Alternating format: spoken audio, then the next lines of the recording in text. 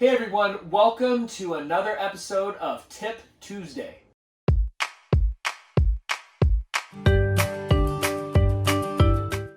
This week I'm doing all about RV financing, some misconceptions, some common questions, some things you guys should probably look out for. And believe me, I'm no expert when it comes to financing, so I got this guy right here. This is Ryan. He's our director of financing here. How you doing, buddy? I'm doing well. How are you? Good. Good. So listen, I picked some stuff off the web, Right. as well as some common questions that I see come across our social channel. I'm going to fire them off to you. You give your expert answer, and we'll just go from there. Sound good? Perfect. First one I see all the time, okay, you ready? Is how do rates work? Should I go secure my own loan to get my best rate? What do you tell people in that situation? Well, we have obviously a lot of lenders, and we know each specific situation and how it pertains to getting that camper at the best rate and term. So with our expertise and buying power, you're going to get the better rate here more than likely, but it's always good to double check this and keep it honest.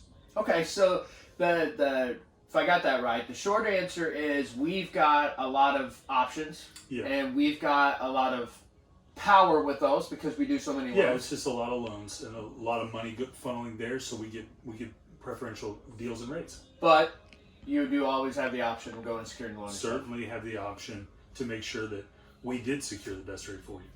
Our next question, money down. Do I have to have money down? And if I put money down, what does it do?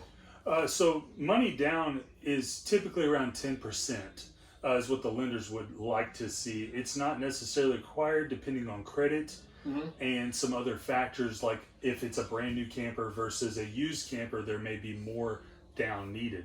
So that's kind of the long answer, but around 10%, and you should be good to go. So maybe plan on that when you're looking for a new RV. Okay, so that's one of the things to have in your arsenal. You know, we've talked in previous Tip Tuesdays and a lot of our videos. You should know your tow capacity before you come into an RV dealership. Absolutely. You should know what you kind of plan on doing with your camper, because that helps our team figure out what campers to show you, because we've got a lot of campers to show you. Yeah. But you should also have an idea for your total budget, as well as having some money for a down payment and kind of anticipating what that is, which you said is right around that 10%. Right around mark, the 10% mark.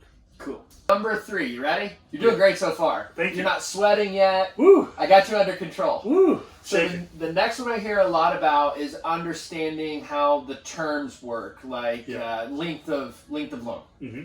So there are lenders that break it down into certain criterias, but basically, if you're looking at something around $10,000, we can go around 10 years, and then at $15,000 it goes up to 144, 12 years, and then over 25, 180 months, or 15 years. We can go 20 years, but there's different criteria where maybe there's more money down or some sort of situation like that.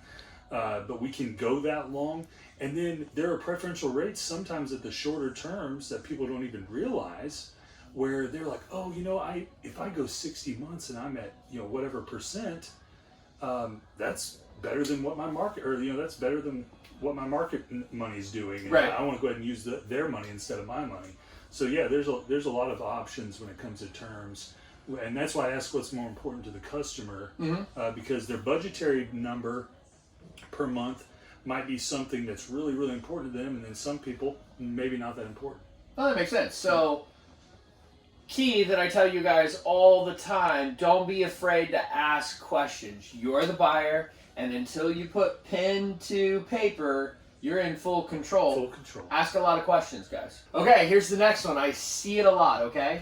We were just talking about budgets and stuff. Right. A lot of people say, can I get an RV if I have low credit? Now, I don't know what they mean by low credit, and I think that's kind of subjective to the person maybe a little bit. You know, I could have a 800 credit score and consider myself low because I want to be an 850. You know what I mean? Definitely get it. Talk a little bit about when someone comes in with a lower credit score. Yeah, so we see every type of situation credit-wise come through the finance desk.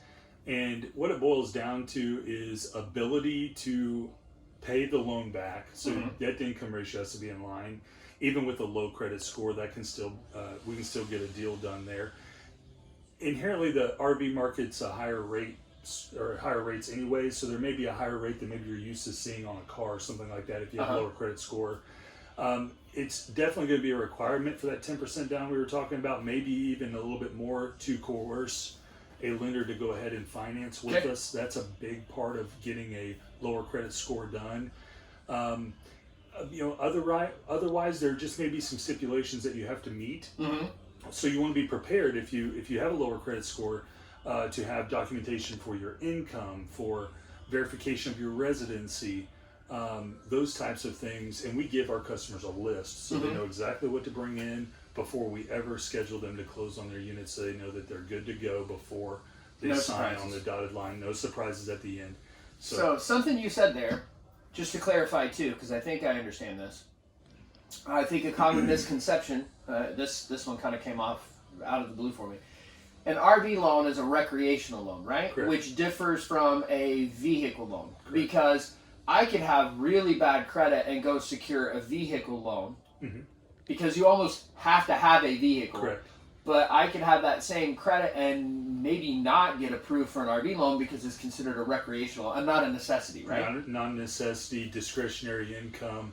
So those items are going to be scrutinized more by the underwriter than a vehicle because it is a luxury item and not a daily use item. Yep. Makes sense. So I got another one for you. Ready? Yep. Do I have to have insurance to have an RV? If you're going to finance an RV, you're going to have insurance. Period. Done. Boom. Done. Easiest question ever, right? Easy. And why wouldn't you want to have insurance? I don't understand why you wouldn't. That's ridiculous. terrifying.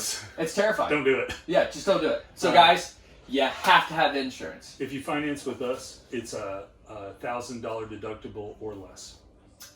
There you go. Another biggie that I think gets overlooked a lot. I try to do a really good job of making sure people understand that we have a 0 fee guarantee here. Yeah.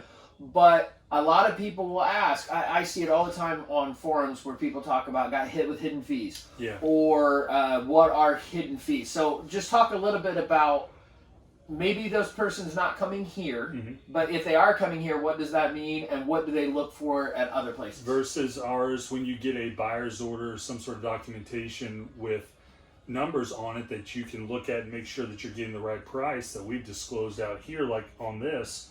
When you see $55,485, you're going to see that on our buyer's order as a purchase price. There's not going to be a bunch of fees for doc or prep or anything of that nature because we've already done it. We take care of it. So it's already in that number. It's already in this number. There's no hidden things in there. No, we're not going to add to that number when you come into the finance office. Now, what you might look out for if you're somewhere else and where it's maybe not as transparent is they'll have the sale price. And then underneath, they'll have a line item for dealer prep, $1,000, documentation fee, $200, those types of things. When you see that and then you see the subtotal isn't exactly what you thought it would be, that's concerning because, hey, I thought I was buying it for this. You guys are doing all this extra work and now you're surcharging me for 16 items for $2,000. Well, now the value, man, I should go to Walnut Ridge because now I'm paying, 58 or 56 instead of paying the 55. So that could be, they could be semi-transparent and show some of that information on their sell sheet. We don't know because we're not there. But what they really need to watch is when they get back to the financing area with you and they're looking over that and look at that number, that itemization to make sure that matches, That's exactly right. Because from what I'm hearing from you, that could be a couple of $1,000 right there. It can be. That could change your monthly payment. That can do everything. Yeah, I've seen it on different documents. So, guys, I've said this over and over and over again. Remember, you have the power. It's you purchasing this item. We are here to help you and facilitate that, but ask questions. There's nothing wrong. I'm sure you get asked a million questions. A million questions every day. Well, thank you so much for doing this with me. It's my pleasure. Guys, if you have more questions than what we covered, or maybe there's something that we didn't cover at all, leave a comment down below. I'm happy to go grab Ryan again and get either some clarification or some answers to those additional questions. And hey, thanks for watching this week's Tip Tuesday.